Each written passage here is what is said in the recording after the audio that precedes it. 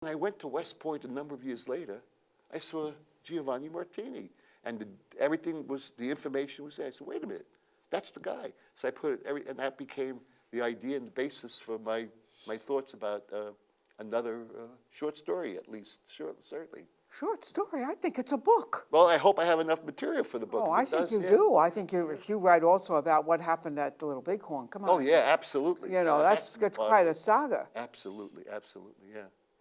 Well, I love that. And so what are you guys thinking about our day-to-day life here in America? Oh, well, that's what I've become active in. I mean, the day-to-day life, are you talking about the day-to-day life of the nation? Yeah, well, yeah, since the election of our beloved president, I have become an activist, and I get out there in those wonderful demonstrations where you just stand because there are so many people that you can't move. Yeah. But and writing letters, and you know, besides the author stuff, sure. Both Jack and I are very interested in politics, and you joined the resistance. Yes, we've joined the resistance, and you know, for a while there, I just thought to myself, I just don't know. I don't know if we're going to survive, and now I am hopeful. Yes, so the events in the last couple of days have certainly pointed to. Well, I really felt that that's eventually he was going to do something so drastically dangerous for the country that someone would have to do something about it. Yeah. Because and his first 100 days have been just he's devolved over those 120 days into more and more dangerous things and more irrational things. I mean, his defense of himself is indefensible. Well, I'm sure that there are many writers who are working to write books about what we have been through in this last. Oh yeah, a lot of books have already come out about the election and the campaign and what both Trump and Clinton stood for, or stand for, or whatever it is. But my favorite comedy show now has become the Sean Spicer Hour in the afternoon. His press briefing. That's my favorite comedy show. That's the one on Channel 2 at 11:30 that I. Oh, Stephen Colbert does it. Stephen Colbert. Every night. He has really, he and our local Alec Baldwin, you know, he's local to East Hampton. That Saturday Night Live is. I mean, he was the one who really, I think, allowed us to all tear this presidency apart, and it was really been fantastic. Well, he's the Tina Fey of this particular political era. That's right. Because she really, I think she deserves a Congressional Medal of Honor or something for preventing Sarah Palin from getting into they better give Alec Baldwin a special Emmy because he really deserves it. He really has done a great job. Phyllis, as a student of history, for one thing, the words of Sinclair Lewis I thought were very important when he said it could happen here, written in the 1930s, in which he said he didn't say if, he said when fascism comes to the United States, it will come in the cross wrapped in the flag.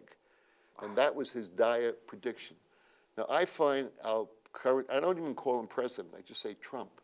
I find him the most indecent, dishonorable, immoral, narcissistic, ignorant president that we've ever had in the Republic, and those are his good qualities.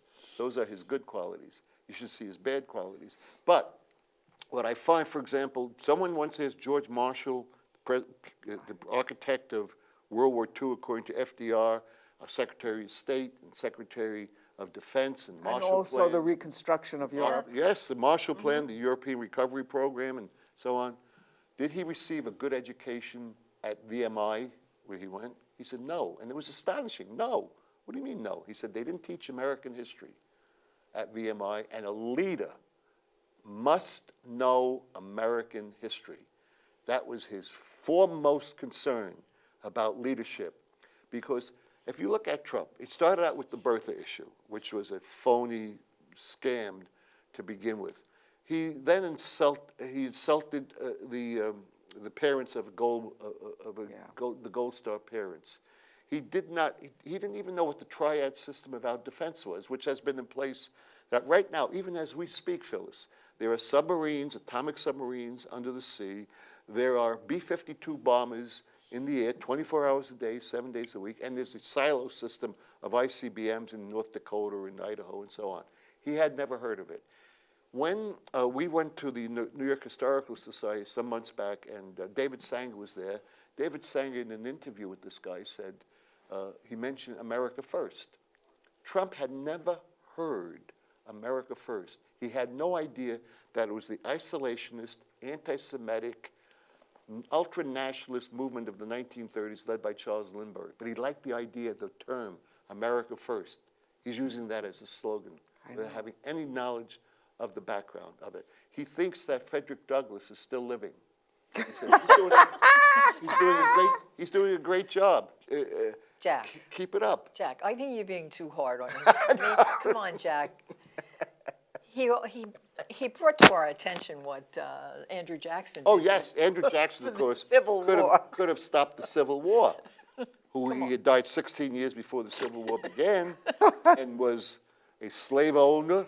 You know, that's a problem with you teachers. You know too much, and you expect other people to know. This, and you listen to this guy talk every day. It's like, I mean, my goodness gracious. I mean, please, spare me, you know? You know, we're actually coming to the end of this show, and I just want to give you the line that I always used as a teacher of humanities in a private school, which was run through the Middle Ages, what Thomas Jefferson said. In a democracy, you get what you deserve. And the problem is there are too many people who are very complacent, who don't know what's going on, That's right. who don't get out and vote, who don't do the right thing. And that's the problem. And you wind up with a buffoon running the country. Well, not only is he a buffoon, but he's a con artist and a carnival barker. And the big fear is what P.T. Barnum said, the biggest carnival barker of all, there's a sucker born every minute. That is the fear in a democracy. You know, that I hate to say it, it's a terrible thing to say, but I fear. Well, from your mouth to God's ears, thank you so much for coming, and let's make sure that we continue to fight the battle and write the books. Yeah. Keep writing. too. That's one of the, You too. yes. I'm looking forward to Yeah, read well, it. me too. I'm looking forward to getting done with it. It's been Right, so It's you- well deserved and justly earned from Anne.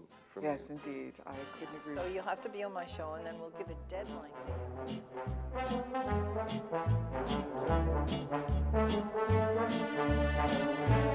it.